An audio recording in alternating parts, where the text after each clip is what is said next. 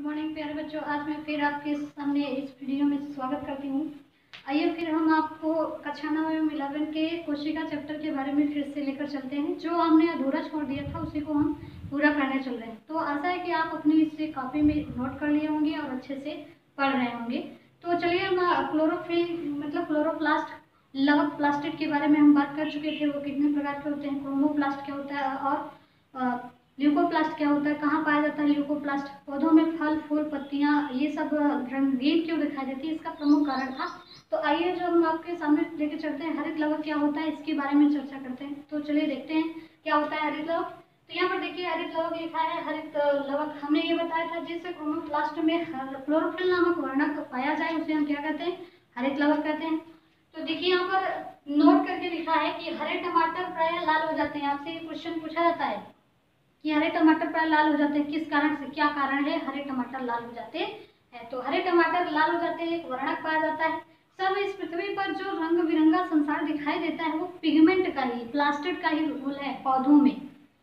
तो जो लाइकोपीन नामक वर्णक होता है उस वर्णक के कारण हरे टमाटर प्राय लाल हो जाते हैं। क्या हो जाते हैं, लाल हो जाते हैं। यहाँ पर लिखा है हरे टमाटर लाइकोपीन नामक वर्णक के कारण लाल हो जाते हैं। किसके कारण, लाइकोपीन नामक वर्णक के कारण लाल हो जाते हैं।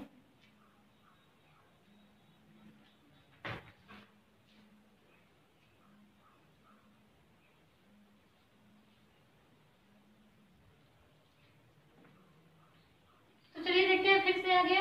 यहाँ पर लिखा है हरित लवक की खोज सिम्पल नामक वैज्ञानिक ने 1885 में ही की थी। देखिए 1885 कहेंगे आप, लवक की भी खोज उसी सन में हरित लवक की खोज, तो ऐसा कुछ भी नहीं है। 1885 एक वर्ष में 365 दिन होता है, तो वो 12 मंथ होता है, तो किसी भी दिन कर दिए होंगे, ऐसा कुछ भी नहीं होता। तो यहाँ पर देखिए हरित लवक की खोज सिम्पल नामक वैज्ञानिक ने 1885 ईस्वी में की। फिर लिखा है हरित लवक को कोशिका का रसोई घर भी कहा जाता है। क्यों कहा जाता है, क्योंकि यहाँ पर क्या बनता है, भोजन बनता है। हरित लवक एक कोशिकांग है जिसके द्वारा भोजन बनाया जाता है। इस कारण से इसको हम क्या कहते हैं, रसोई घर कहते हैं। आपके घर में जहाँ खाना बनता होगा उसी को तो रसोई घर कहते हैं। उसी तरीके से यहाँ पर भी है कि हरित लवक को कोशिका का रसोई घर कहा जाता है, क्योंकि यहाँ पर क्या निर्माण होता है, भोजन का निर्माण होता है। पौधों में भोजन का निर्माण होता है। हरित लवक में क्लोरोफिल नामक वर्णक पाया जाता है जिसके कारण पौधों की पत्तियां क्या दिखाई देती हैं, हरी दिखाई देती हैं। तो यहाँ एक बार फिर देख लेते हैं, जो लवक होता है वो लवक जिस क्रोमोप्लास्ट में क्लोरोफिल नामक वर्णक पाया जाए उसे हम हरित लवक कहते हैं। हरित लवक एक प्रकार का कोशिकांग है जो प्रायः पौधों में पाया जाता है।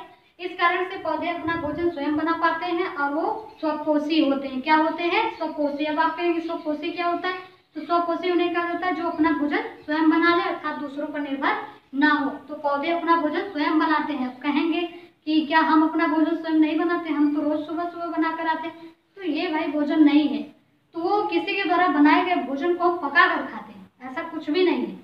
तो जो भोजन होता है पौधे बनाते हैं, जो धान है गेहूं है ये सब कौन बनाता है, पौधे बनाते हैं। बस उसको हम इनडायरेक्टली रूप से मतलब उसको पका करके अपने यूज में लेते हैं। तो हम लोग क्या हुए, विषमपोषी हुए और पौधे क्या हुए, परपोषी। पौधे अपना भोजन स्वयं बना लेते हैं इसलिए उन्हें हम क्या कहते हैं, स्वपोषी। और पौधे अपना भोजन स्वयं नहीं बना पाते इसलिए उन्हें परपोषी कहते हैं। तो इतनी बात क्लियर। फिर इसके बाद हम यहाँ पर लिखे हैं हरित लवक की संरचना। तो आप, हम बोल रहे हैं, आप अपना कॉपी लेकर के हमारे साथ लिख लीजिएगा।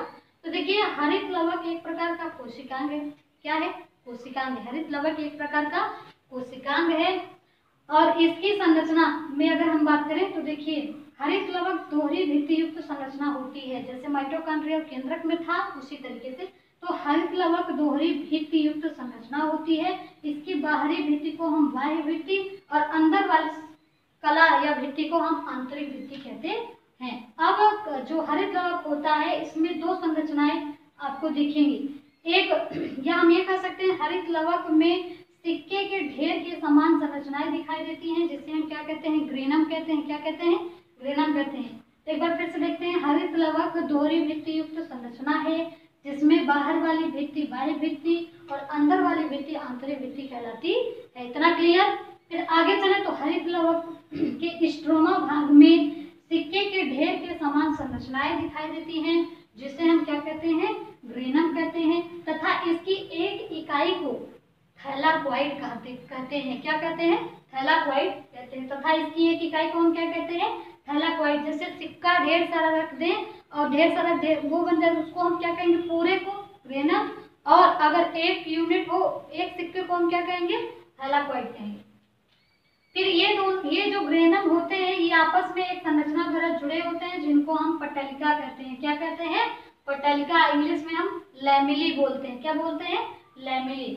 फिर उसके बाद इसमें जो भी इस ग्रेनम के अलावा जो स्थान होता है उसको हम स्ट्रोमा कहते हैं। क्या कहते हैं, जिसमें तरल लिक्विड पदार्थ भरा होता है इसको हम स्ट्रोमा कहते हैं। तो ये इसमें क्लोरोफिल नामक वर्णक पाया जाता है जिसके कारण पत्तियां क्या होती हैं, हरी दिखाई देती हैं और पौधे अपना भोजन स्वयं बना लेते हैं, अर्थात प्रकाश संश्लेषण की क्रिया होती है। तो यहाँ पर ये हरित लवक था। तो यहाँ हम इतना समझा दिए। आप इसको चाहे तो बुक का सहारा लेकर के आप अपने से लिख सकते हैं। जहाँ जुनून होता है वहाँ सब कुछ संभव होता है। तो अगर पढ़ना चाहते हैं तो पढ़ सकते हैं, अगर नहीं पढ़ेंगे तो कोई भी कितना भी बता दे तो सब बेकार ही है। तो आशा करते हैं आपको ये समझ में आया होगा। तो एक बार हम फिर से देख लेते हैं। तो हरित लवक होता है, तो ये हमारा टॉपिक है। इसमें नोट मिलता है, हरे टमाटर पहले लाइकोपीन नामक वर्णक के कारण लाल हो जाते हैं। और हरित लवक की खोज सिंपल नाम वैज्ञानिक ने 1885 ईस्वी में की थी। हरित लवक को कोशिका का रसोई घर अर्थात किचन ऑफ द सेल कहा जाता है। हरित लवक में क्लोरोफिल नामक वर्णक पाया जाता है जिसके कारण पत्तियां हरी दिखाई देती हैं। अगर इसकी संरचना की बात करें तो हरित लवक जो होता है दोहरी भित्ति युक्त संरचना होती है जिसमें बाह्य वाली भित्ति को बाह्य भित्ति को मतलब बाहर वाली भित्ति को बाह्य भित्ति और अंदर वाली भित्ति को हम आंतरिक भित्ति कहते हैं। और हरित लवक के स्ट्रोमा भाग में सिक्के के ढेर के समान संरचनाएं दिखाई देती हैं जिसे हम ग्रेनम कहते हैं तथा ग्रेनम की एक इकाई को थैलाकोइड कहते हैं। एक ग्रेनम दूसरे ग्रेनम से जिस संरचना द्वारा जुड़ा होता है इसको हम पट्टालिका कहते हैं।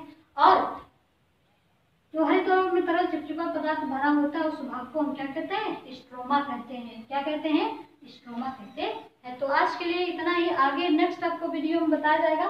तो आप इसको लिख लेंगे अच्छे से अपने कॉपी में और उसको रिवाइज करते रहेंगे। अगर देखिए आप उसको लिख रहे हैं, हम मानते हैं आप पढ़ रहे हैं, अगर आप उसको रिवाइज नहीं कर रहे हैं तो ये भूल जाएगा।